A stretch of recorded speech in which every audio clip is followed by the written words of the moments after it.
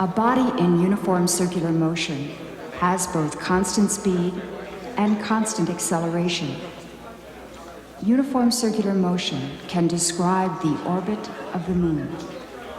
I don't know who invented the wheel, but the circle was invented by primitive peoples all over the world. Usually it had some mystical significance. It was associated with the horizon, or with the sky, or with the gods. After a while, myths take on complicated traditions and fancy language, and then they become known as philosophy. The Greeks, of course, were not mystics. They were philosophers.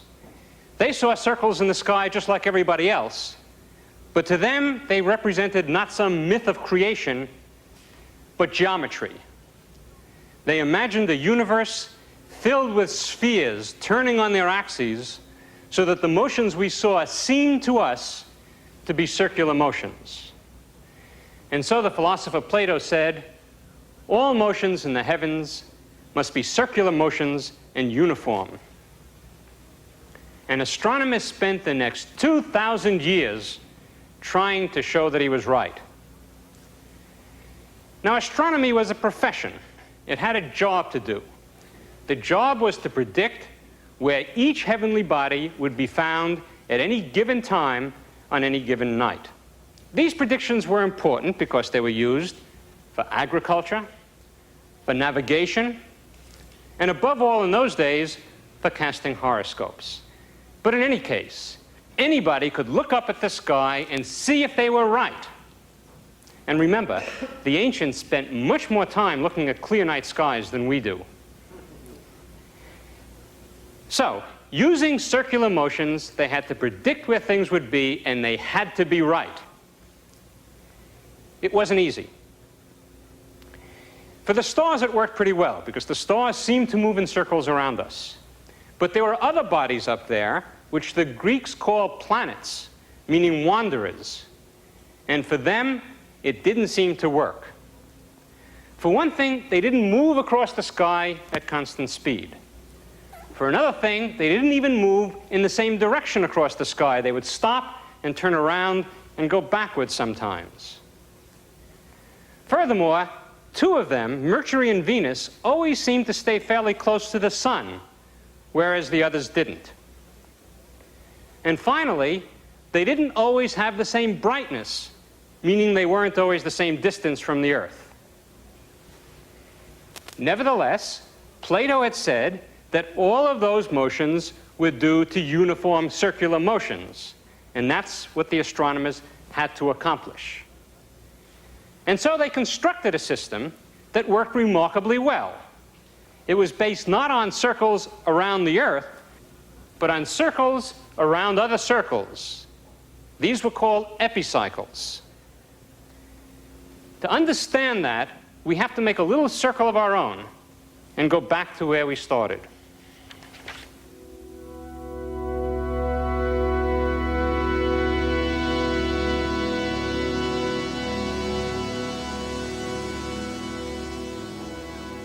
Probably every ancient culture discovered the circle. Walking symbolic circles around it, Native Americans worshiped the sun. Hindus noted what appeared to be the circular motion of the heavens, as did the Quechua Indians of Peru, and early Japanese astronomers.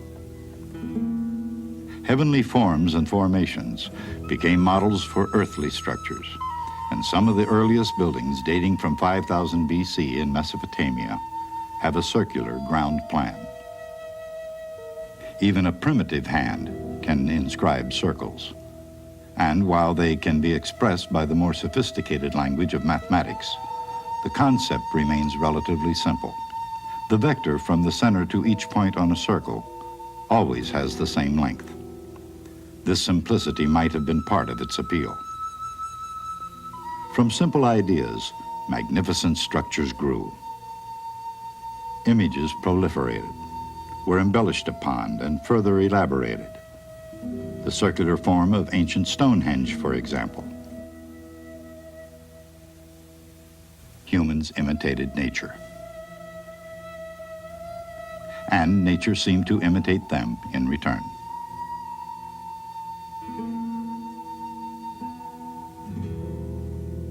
Decoration became function, and function followed form.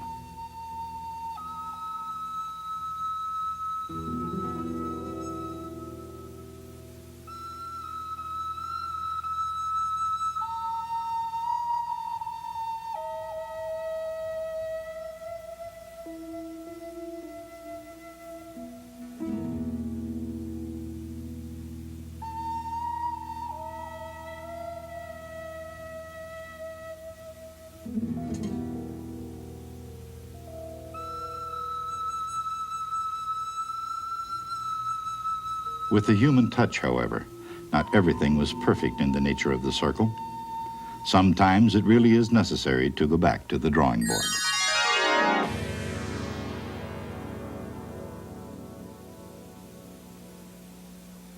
The position of any point on a circle can be described by its Cartesian coordinates, or by its distance from the center and the angle to the x-axis. These descriptions are related by trigonometry.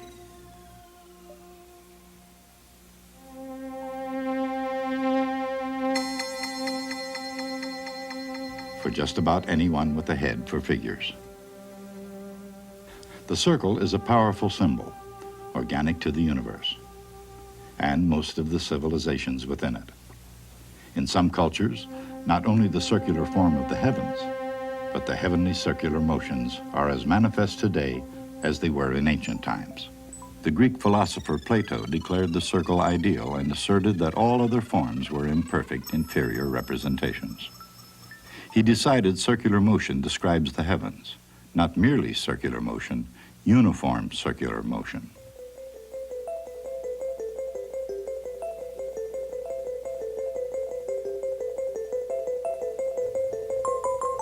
Each heavenly body was to be a point moving on a circle at a constant rate. Viewed another way, the vector is at an angle that grows at a constant rate. That rate, omega, is known as the angular speed of the object. So at any time t, the angle theta equals omega t. In one revolution, the object moves through 2 pi radians in time capital T. Therefore, the angular speed is 2 pi over capital T.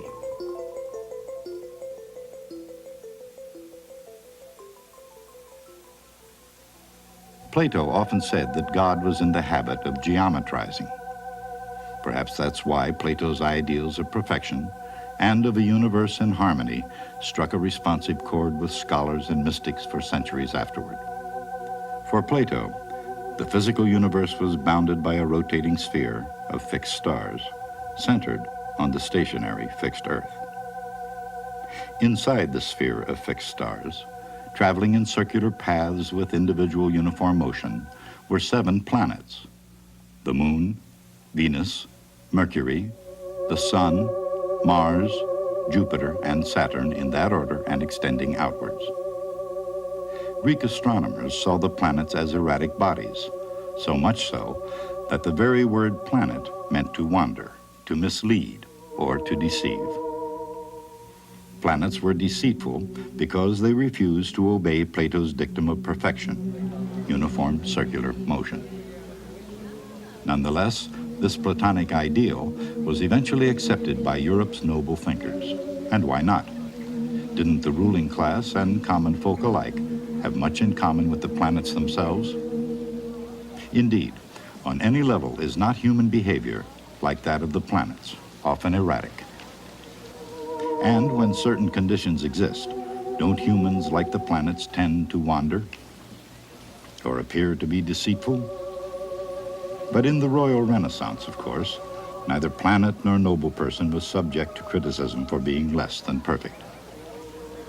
Perhaps that's as it should be, because whether in the heavens or on Earth, erratic behavior doesn't necessarily mean imperfection. Perfection, after all, is in the eye of the beholder, and so is reality itself. So even in this, the best of all possible worlds, can the naked eye see reality perfectly? Not always. Sometimes perceptions of reality may be mere shadows of the real thing. Something that seems to have its ups and downs, for example, may in fact be going around in circles. And in the language of vectors, the shadow of a motion may be only one of its components.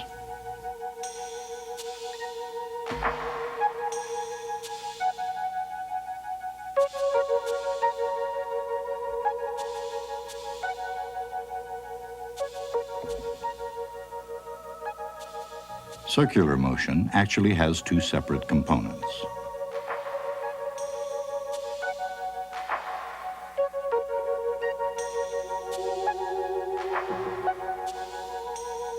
The original vector is the sum of these.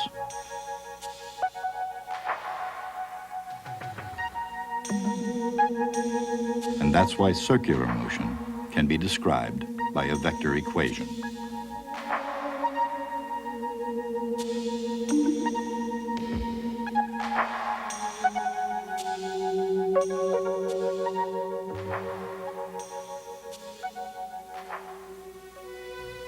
But the motions of the planets, as seen against the background of the stars, were much more complicated. Because they seem to contradict the idea of uniform circular motion, theoretical models of planetary motions were created by Plato's followers. Each one attempted to save the appearances, in other words, to make observed behavior compatible with the Platonic idea. One attempt, an invention by Apollonius of Perga, was called the epicycle.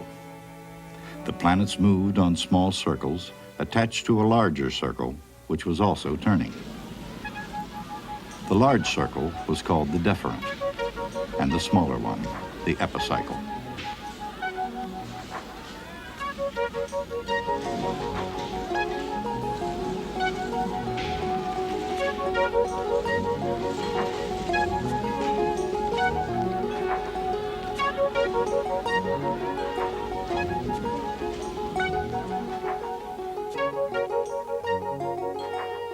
In the hands of a skilled mathematician, this combination of circular motions can produce many forms.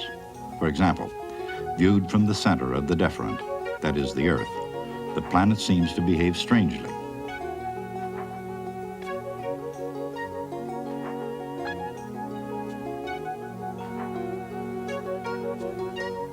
If the deferent and epicycle rotate at the same speed, however, the figure is just another circle whose center is offset from the Earth.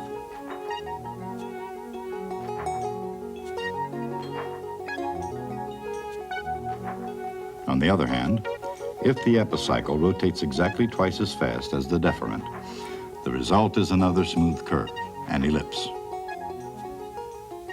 The ellipse would later be recognized as the actual shape of a planet's orbit around the sun. Apollonius wrote a celebrated treatise on curves, one of which, ironically, was the ellipse. But ancient astronomy reached its highest point 400 years later in the Roman colony of Alexandria, the Queen City of Egypt. In that fabled city lived Claudius Ptolemy. Among many accomplishments, he compiled the Almagest, an encyclopedia that summarized 5 centuries of Greek science into 13 extraordinary volumes. Ptolemy was not above abandoning Platonic theories of perfection, and in fact, he added a few twists of his own.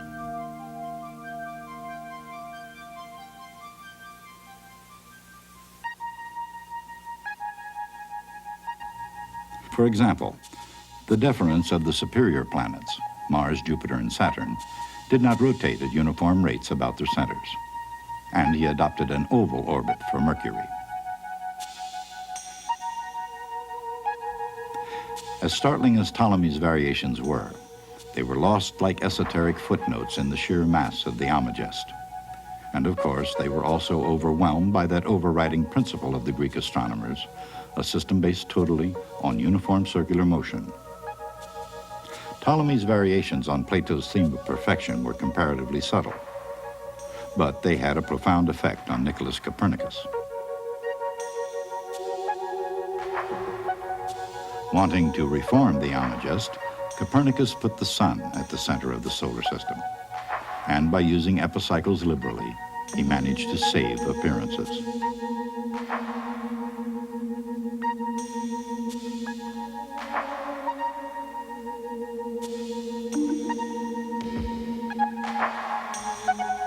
In spite of the epicycles, Copernicus's universe had planets going around the sun and the moon going around the Earth in very nearly uniform circular motion. To maintain traditional aesthetic preferences, he created a newer and more accurate vision of the solar system, the Copernican system. A century and a half later, Isaac Newton revealed why it worked, starting with his theory of the moon. The moon is always falling, yet it stays in the sky. The gravitational force from the Earth makes the moon accelerate according to F equals ma. Although it continues to accelerate all of the time, it moves at nearly constant speed. This seems to contradict the very concept of acceleration. But acceleration is the rate of change of velocity, and velocity is a vector.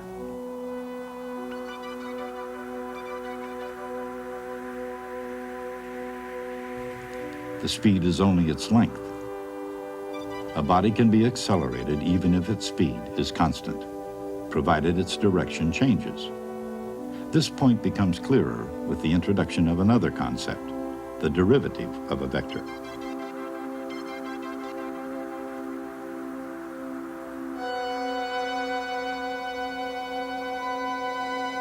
The derivative of a function explains how fast it's changing at any given instant. The derivative of a vector explains how fast the vector is changing. A vector can change by changing its size, or its direction, or both.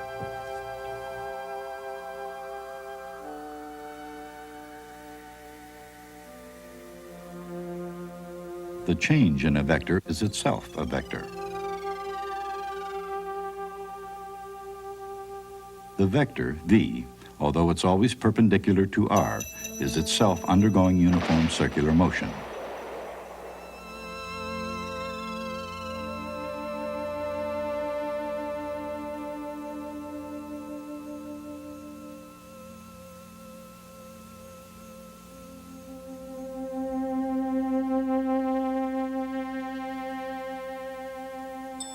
Its derivative is the acceleration.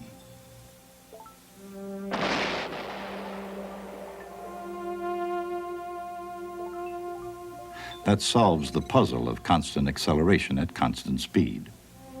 As a body undergoes uniform circular motion, the acceleration continually redirects the velocity vector, which continually redirects the radius vector. They all keep in step with each other, constant in magnitude, but changing continually in direction.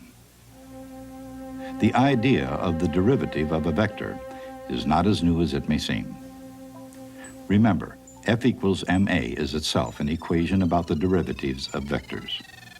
The only difference is that previously, by taking derivatives one component at a time, only ordinary functions have been differentiated.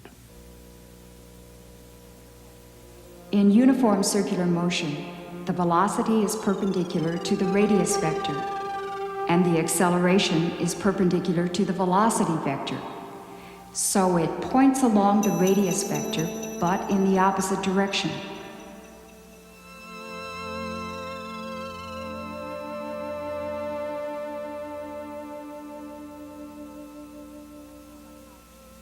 But how big are the vectors?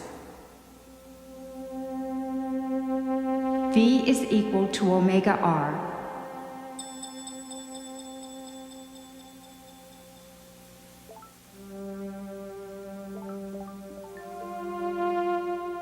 and A is equal to omega V.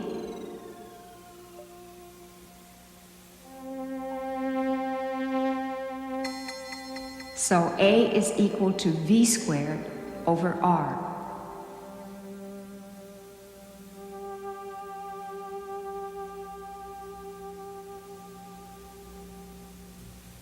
Those are the relationships among radius, velocity, and acceleration, locked together in the eternal dance of uniform circular motion. Isaac Newton understood that any body that moves in uniform circular motion is being accelerated all of the time. He called this centripetal acceleration. According to Newton's second law, a force is required to produce that continuous acceleration.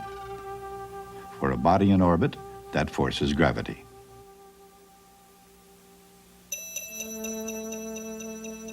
The length of the radius vector determines the gravitational force. This force, then, determines the acceleration. But circular motion requires this relation among radius, speed, and acceleration.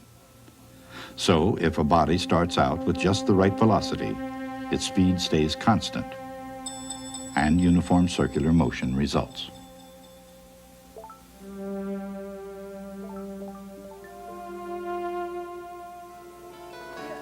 Newton's theories are essentially mathematical in nature, and much has been made of their mathematical character.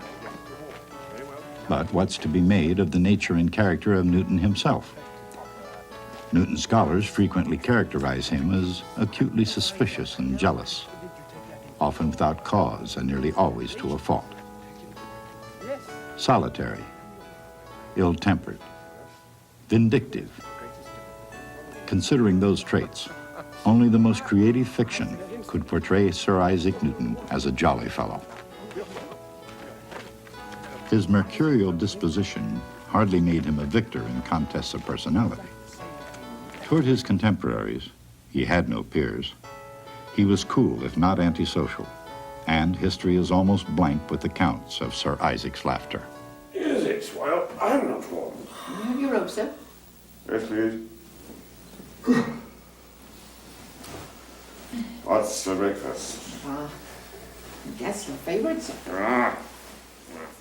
Newton's general disdain for the intellectual achievement of his colleagues, to say nothing of the mundane, makes his election to Parliament seem all the more surprising. Yet Newton was not without the great friend, nor the odd moment of levity. And his personality, like his evaluation of Copernicus and Aristotle, is more properly seen as a study in contrasts. Besides, the essential issue in the mechanical universe is not what motivated Newton the man, but what Newton revealed as a scientist. And regarding his revelations about the workings of the moon, the facts are clear. It's a long way from the Lincolnshire farm that nourished Newton's fertile imagination. Longer still from the mysticism that drove the primitives to question the heavens. A long way, along a circular path from the past to the present and into the future.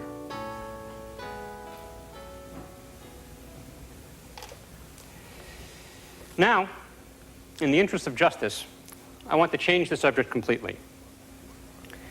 One of the most heinous activities that governments engage in is the torture of prisoners. Today, so far as I know, no government anywhere in the world openly admits to torturing prisoners. But of course, we all know that they do it secretly and illegally. In earlier times, however, that is in medieval times, right up through the Renaissance, torture was an open legal practice. That meant that thumbscrews, racks, stakes in flames, horses that pull the body in various different directions at the same time, all of those were instruments of government policy. But the fact that it was a legal institution had compensations even for the victims. For one thing, it meant that the executioners were skilled professionals. In other words, for an appropriate bribe, they could put on a pretty good show without causing too much pain. Usually that was done by making sure that you were past caring before the exciting part came. More importantly, the fact that it was a legal institution meant that it was subject to laws and safeguards. They didn't just hustle some guy into a back room and start beating him up as they might do today. Before physical torture could take place, a panel of judges had to meet and deliberate on the merits of the case and decide how far the process could go. There were actually two stages that had to be gone through before actual physical torture. The first was the mere threat, the verbal threat of torture. If you remember, in the trial of Galileo, that was all that was ever authorized. But in Galileo's case, that was enough. The next stage was called showing the instruments. That is, the prisoner would be taken into the room and shown the actual instruments of torture. It was a very impressive sight, and it almost always had the desired effect. You may be wondering why I'm lecturing to you on such a bizarre subject. Well, the purpose is to introduce our next topic, which is about the use of force. I'll see you then. In uniform circular motion, the velocity vector is perpendicular to the radius vector, and the acceleration is inward along the radius. According to Newton's second law, any body that executes uniform circular motion is being accelerated by some external force. For a body in orbit, that force is gravity.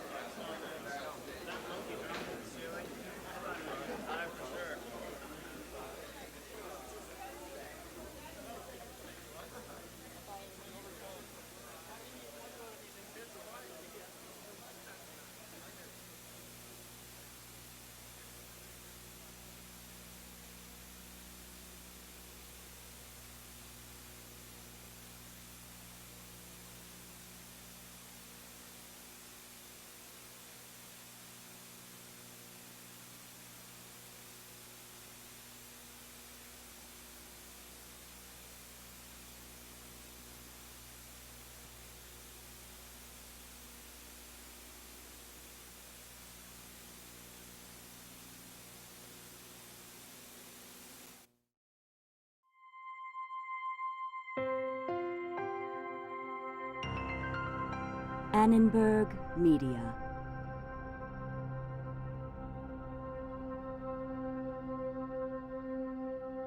For information about this and other Annenberg Media programs, call 1-800-LEARNER and visit us at www.learner.org.